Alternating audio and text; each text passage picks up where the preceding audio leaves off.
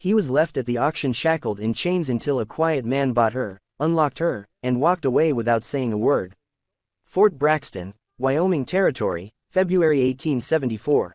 Late winter gripped the frontier town in a hard fist, snowbanks piled high along the muddy main street, the wind slicing between the false fronts of saloons and trading posts. At the far edge of town, the auction yard stood half-sheltered under a sagging canvas awning, its wooden platform slick with frost, smoke from pipes, and the sharp tang of chewing tobacco mixed with the stale heat of unwashed bodies packed close. Somewhere nearby, a saloon piano played out of tune, its notes drowned by the rough murmur of voices and the rattle of coins. A sharp command cut the air. "Bring her out." The gate at the side of the platform swung open, and Evelyn was led forward.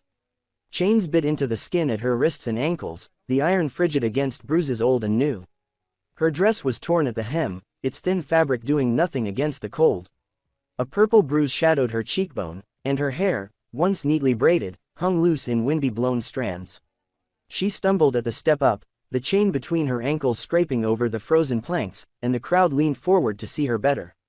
"He healthy enough," the auctioneer barked, his voice worn ragged from years of shouting. He yanked her arm to turn her toward the bidders like a rancher displaying livestock.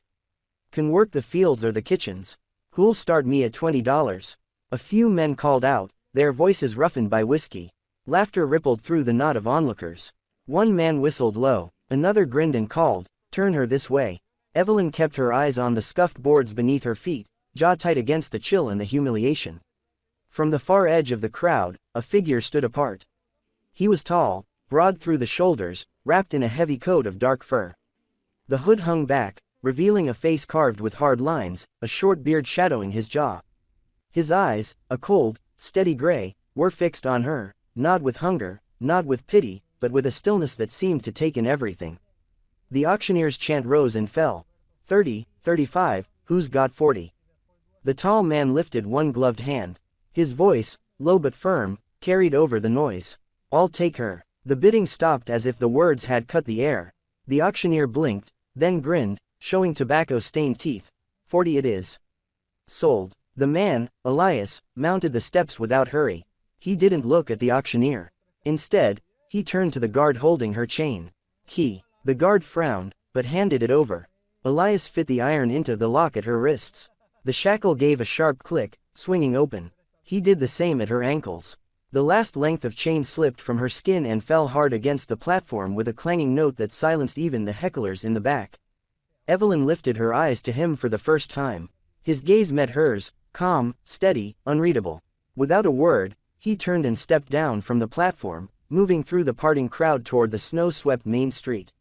His boots left deep impressions in the churned slush.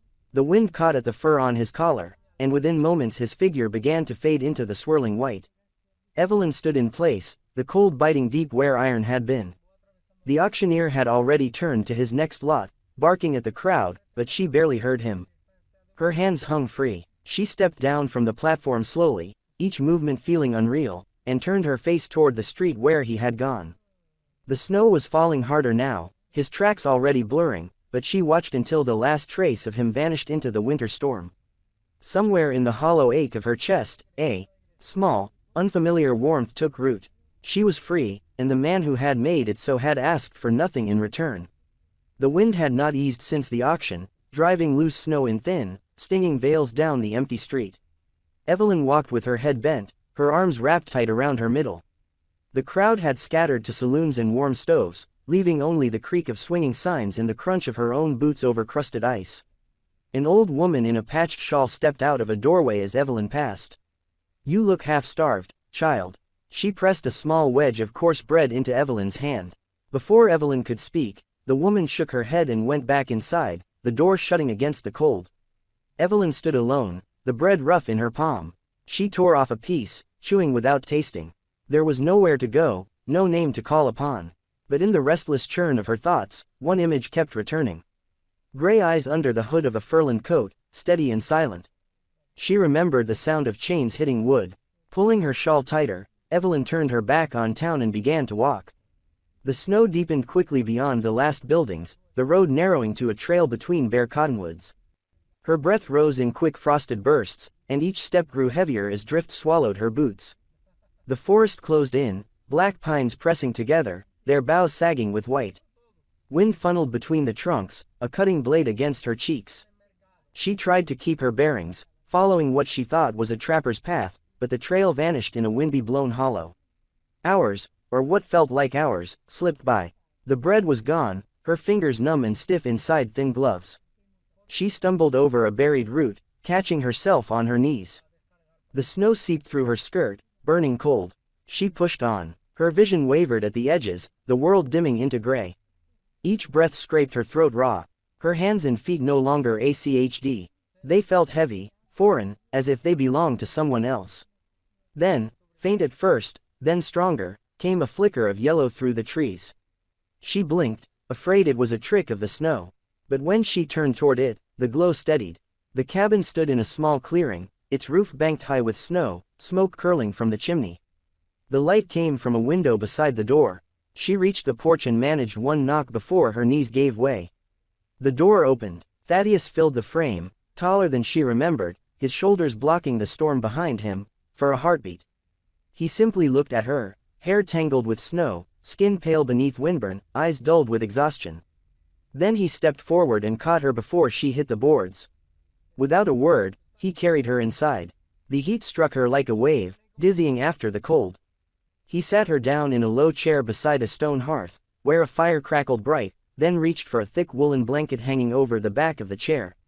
He wrapped it around her shoulders, tucking it close until she was cocooned in its weight.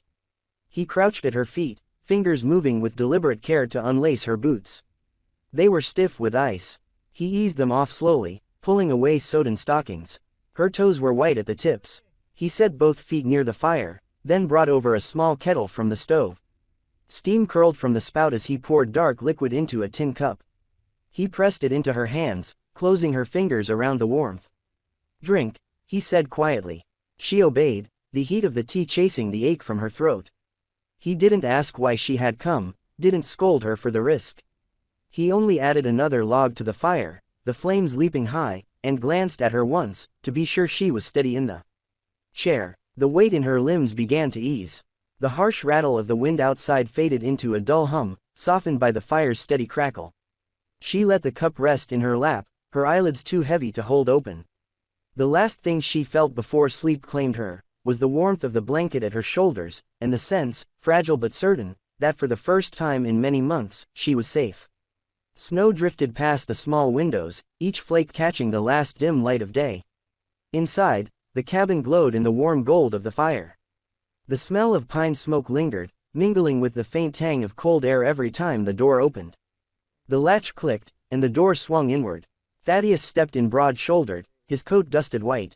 In one hand, he carried a fresh-caught snowshoe hare, its fur still bright against the dark leather of his gloves.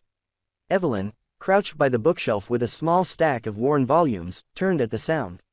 He shut the door firmly, then stood on the mat to knock the snow from his boots and sleeves before crossing the threshold.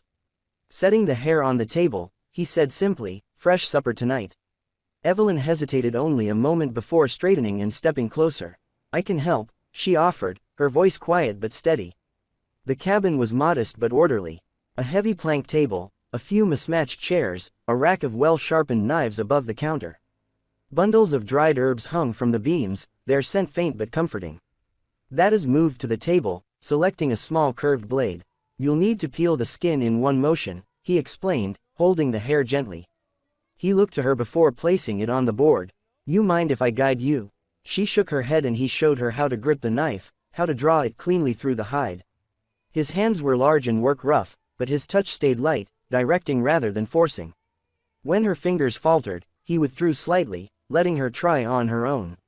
They worked side by side, her initial awkwardness softening with each step. Sometimes their hands brushed, brief unplanned moments that neither of them remarked upon. When the meat was ready, Thaddeus measured out coarse salt, cracked black pepper, and a pinch of crushed herbs from a small tin. The scent rose warm and sharp as they rubbed it into the meat. He set the pot over the fire, the hare beginning to sizzle in a shallow pool of broth. Evelyn watched the flames curl around the iron pot before asking, "Why did you walk away that day at the auction?" For a while, the only sound was the low hiss of cooking. Thaddeus kept his eyes on the fire. "Because you didn't owe me anything," he said at last. His voice was steady, almost quiet enough to be lost under the crackle of the wood. No one should owe for their own freedom. The words settled between them, heavier than the silence that followed. Evelyn felt something ease inside her, an unfamiliar blend of relief and gratitude. Thaddeus ladled a cup of tea from the kettle and set it on the table, sliding it toward her until it was within easy reach. Later, when he fetched another armful of firewood, he stacked most of it near her chair so she would not need to step outside for more. They ate with the wind rattling faintly at the shutters, the fire snapping in the grate.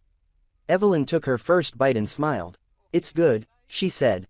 Thaddeus gave a small nod, a flicker of a smile ghosting over his mouth before fading again. The quiet that stretched between them was no longer tense. It was comfortable. After the meal, Evelyn gathered the dishes, rinsing them in a basin of warm water. Thaddeus wiped down the table, his movements unhurried. When the cabin was set to order again, she lingered by the hearth, her hands warmed by the fire. "Good night," she said finally, the words soft but deliberate. Thaddeus paused in setting another log on the fire. He looked up at her, his expression unreadable, but his tone gentle. "Sleep safe, Evelyn." Later, lying beneath thick quilts, she listened to the wind combing through the trees outside. For the first time in years, the sound did not make her flinch. The firelight painted soft shadows across the walls, and safety, real and solid, settled over her like a second blanket. Snow crunched under their boots as they moved deeper into the trees. The air was sharp, every breath a small cloud. Thaddeus walked ahead, rifle in hand, his eyes scanning the underbrush for movement. Evelyn followed a few paces behind, carrying a sack for the traps and anything they might gather along the way. They had been out for over an hour, and the quiet rhythm of the hunt was steady. Step, pause, scan. Thaddeus crouched now and then to check a trap, resetting one, pocketing the catch from another. Evelyn knelt to collect kindling when she could, tucking the small branches into her pack. It was as she straightened from gathering a handful of pine cones that the sound reached her. Low, guttural, close. She froze. From between two trees, a massive black bear emerged, its winter tick coat bristling, its head swinging toward them. Thaddeus reacted instantly, lifting his rifle. The crack of the shot shattered the stillness, but the bullet only grazed past, splintering bark behind the animal. The bear bellowed and charged. "Thaddeus!" Evelyn's voice rang sharp in the cold air. He was already reloading, but the bear was closing the distance too fast. Evelyn's gaze dropped. There, in the snow beside his last trap, lay the short-barreled pistol he had set down moments earlier. She lunged for it, her gloves brushing snow from the grip as she brought it up with both hands. The bear was almost on them. She didn't think, just aimed for the largest mass she could see, its shoulder, and pulled the trigger. The recoil jarred her arms, but the shot struck home. The bear staggered, its charge breaking as it roared in pain. Thaddeus took that moment, lifting his rifle again. His second shot was clean and final. The woods fell silent, except for the ragged sound of their breathing. Evelyn realized she was still holding the pistol, her hands trembling slightly. Thad stepped to her side, his own rifle lowered now. He looked at her for a long moment, snowflakes melting in his hair and on the rough line of his jaw. Then he set a hand on her shoulder, not heavy but steady. "You kept us both alive," he said, and for the first time since she had met him, his mouth curved into a real unguarded smile. The knot of fear in her chest loosened. She had come into these woods thinking she was only an extra weight for him to carry. But now she felt something shift. She had acted and it had mattered. They stood there for a moment longer, the bear lying still a few yards away, the wind moving softly through the pines. Then Thaddeus picked up the pistol from her hands, checked it, and slid it back into his belt. "Let's get this done," he said quietly, nodding toward the path home. Evelyn followed, her steps lighter than when they had begun, the snow beneath her boots no longer feeling quite so cold. The afternoon was quiet, the kind of stillness that settled deep into the walls when the snow outside fell slow and steady. Evelyn moved about the cabin with a rhythm she had grown used to, straightening the bed rolls, sweeping away the bits of pine needles tracked in from their boots, and wiping the wood counters smooth. She came to the small desk in the corner, its surface worn to a dull sheen from years of use. A few books were stacked neatly at one end, a tin cup filled with pencils and bits of charcoal. She reached for a cloth to dust the top, her hand brushing against the edge of the top drawer. It slid open with a soft creak. Inside there wasn't much, just a folded piece of parchment, a small wooden carving of a bird, and a scarf. It was made of wool, the weave loose in places. The once bright yarn faded to a muted cream. Along the edges, threads had frayed, curling softly like old paper. Evelyn lifted it out with both hands, feeling the surprising lightness of it. She smoothed it over her palms, noting the faint scent of cedar that clung to the fibers. It was clearly a woman's scarf, delicate, and cared for long past its prime. She turned at the sound of the door opening. Thaddeus stepped inside, brushing snow from his shoulders, his expression as steady as ever until his eyes fell on what she was holding. He stopped. The change was subtle but sharp. His gaze dropped to the scarf and stayed there, his jaw tightening just enough for her to notice. "I was dusting," she began, her voice low. "I didn't mean to." "It's fine," he said quickly, though his tone was heavier than usual. He stepped closer, taking the scarf from her hands with a care that was almost reverent. He held it for a moment, his fingers tracing the worn fringe before he spoke again. "It belonged to my sister," he said. The words seemed to weigh something in the air. Evelyn didn't move, sensing this was not a story he told often. "She was younger than me, head full of stubborn ideas, always running ahead of where she should be. I left her one winter to check the traps farther north. Thought I'd be back in a few days." He paused, his thumb brushing over a snag in the wool. "When I returned, she was gone. Sold off while I was gone. To a place in town no one walks into without shame." Evelyn's chest tightened. "I looked for her," he continued, voice quieter now. "Found her weeks later in the middle of a blizzard. She'd run, but the cold, it got to her before I did." The silence that followed was thick. The crackle of the fire suddenly loud in the small space. Evelyn's eyes drifted to the scarf again, now cradled in his large hands as if it were something breakable. "She wore it every winter," Thaddeus said, almost to himself. "I kept it because it's all I had left." Evelyn's mind filled with the pieces she had not understood before. The way he had appeared at the auction without hesitation, the immediate release of her chains, the quiet distance he kept. It wasn't just kindness, it was a vow. "You saved me," she said softly. His eyes lifted to hers, and for a moment, something unguarded flickered there. "Don't ask R.O. I wasn't going to let it happen again," he said simply. She took a slow breath, the weight of his loss settling alongside her own. Without thinking too much about it, she stepped closer, her hand found his, fingers brushing against the roughness of his skin. She didn't try to speak. There were no words big enough to cover what they both carried. The touch was enough. That didn't pull away, his grip didn't tighten either, just stayed steady and warm. They stood like that for a while, the snow still falling outside, the fire casting a soft glow over the room. When Evelyn finally let go, the quiet between them felt different, not empty, but shared. He folded the scarf carefully, returning it to the drawer, then closed it without a sound. Neither of them spoke as they moved back to their work, but the air had shifted. Evelyn knew without doubt that the silence was no longer a barrier between them. It was an understanding. The night was cold enough to bite through the thickest wool. The moon hung low, half hidden by drifting clouds, its pale light spilling over the snowy ridge. Inside the cabin, the fire had burned down to embers, casting a dim orange glow across the room. Thaddeus was mending a leather strap at the table when it happened. A sound, faint but distinct, cut through the stillness. A dog's bark, then another. He froze. Evelyn looked up from the quilt she was folding. "What is it?" He raised a hand for silence, his eyes narrowing toward the door. The bark grew closer, joined by the crunch of boots over hard snow, too many for it to be a passing traveler. "They've found us," he murmured. He rose, moving with deliberate quiet to the gun rack. From it he took his Winchester and checked the chamber. Then he crossed to the window and blew out the lamp, plunging the cabin into shadow.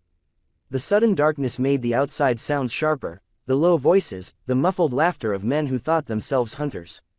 "Stay low," he told her, voice low and firm. A moment later, the first shot cracked through the night, shattering a pane of glass near the door. Thaddeus dropped to one knee, returning fire through the window. A man's shout echoed, followed by the rapid thud of retreating steps. But more came. Shapes moved in the trean. Shadows slipping between shadows. Bullets slammed into the cabin's outer walls, sending splinters into the air. Thaddeus shifted positions, firing with calm precision, each shot deliberate. Evelyn could hear him breathing evenly, as if he'd done this 100 times before. Then a sharp, ragged cry. Thaddeus jerked back, his rifle clattering to the floor. Evelyn's eyes caught the dark bloom spreading across his shoulder.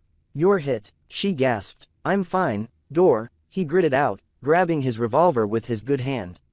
She darted toward the entrance just as one of the men tried to force it open. Without thinking, she snatched the hunting knife from the shelf. The door burst inward a few inches before she slammed her shoulder into it, driving the blade hard through the gap. A curse rang out, followed by retreating footsteps and the crunch of snow as the intruder stumbled back. Thaddeus kept firing, his shots spaced to push them farther away. Another yell, then silence, saved for the heavy breathing of men in the dark. Somewhere out there, one of them shouted, "Town's too close. We'll come back." The crunch of boots faded into the trees. The dogs barked once more, then went quiet. Evelyn stayed at the door, knife still in her grip, until the night settled again. Only then did she turn back. Thaddeus was leaning against the wall, his revolver limp in his hand, his breathing uneven. Thaddeus, she dropped the knife and was at his side in seconds. The blood from his shoulder was flowing too fast, soaking through the rough fabric of his shirt.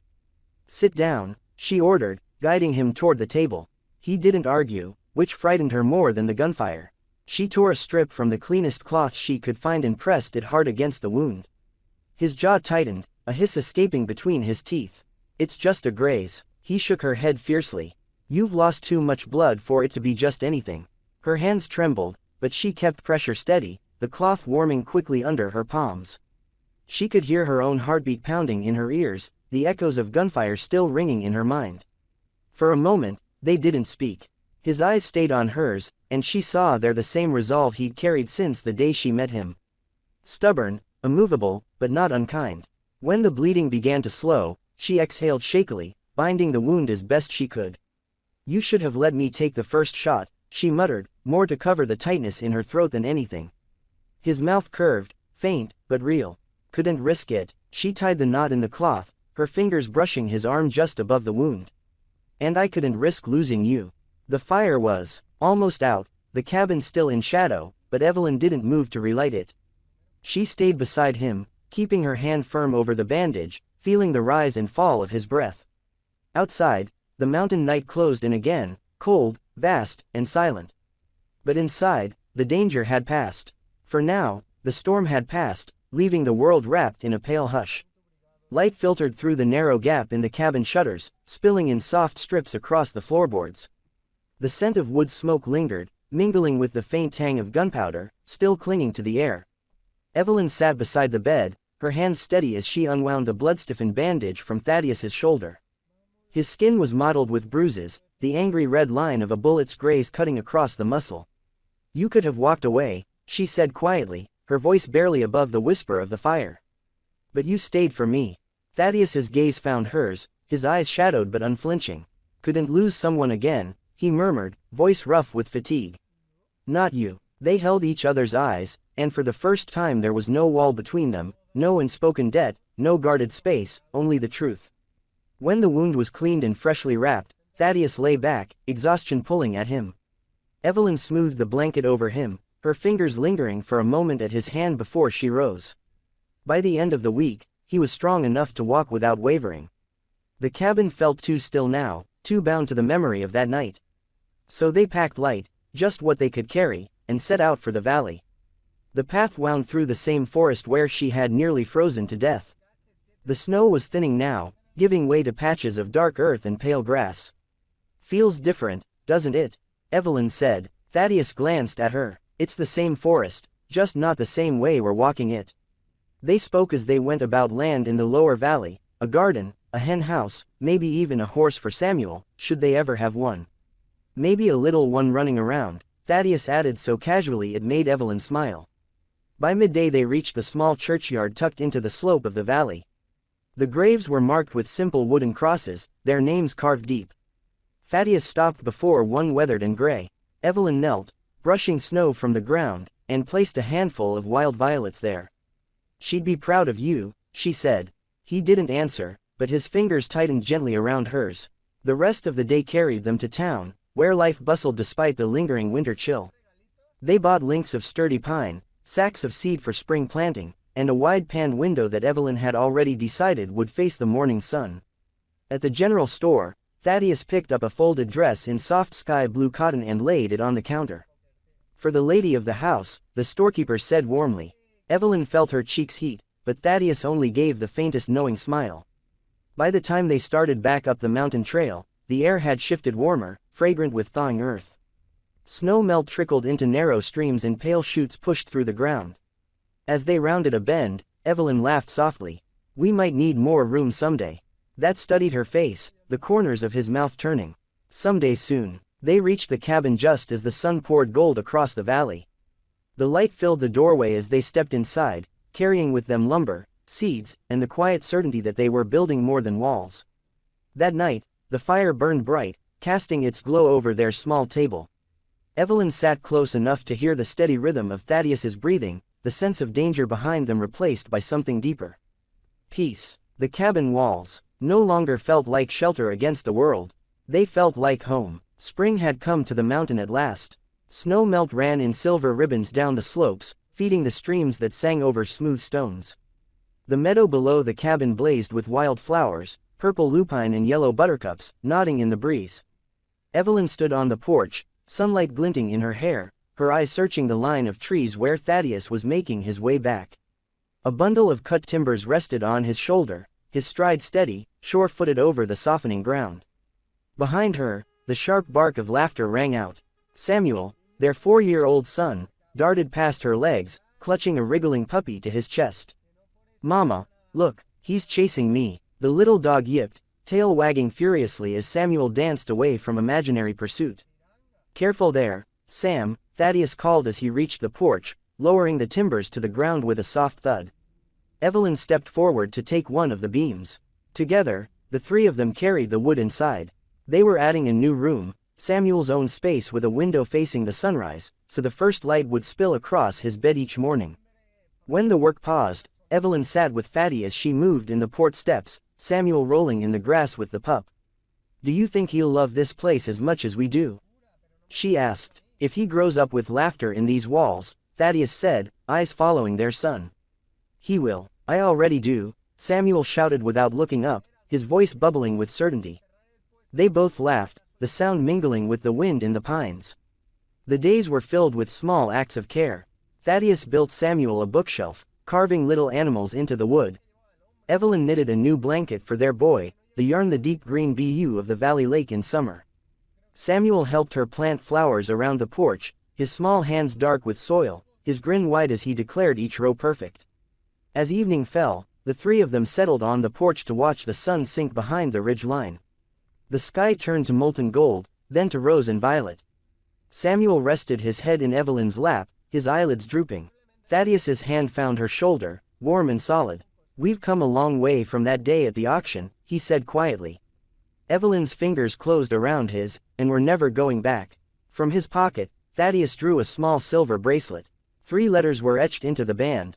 H, C, and S. "This is for the family we built," he told her. Evelyn slipped it over her wrist, the metal cool against her skin. Samuel's tiny fingers brushed the letters. "That means we're together forever, right?" "Right," Thaddeus said. His voice was steady, but his eyes softened in the way they only did for the 2 people sitting beside him. Night fell slow and gentle. The windows of the cabin glowed golden against the dark.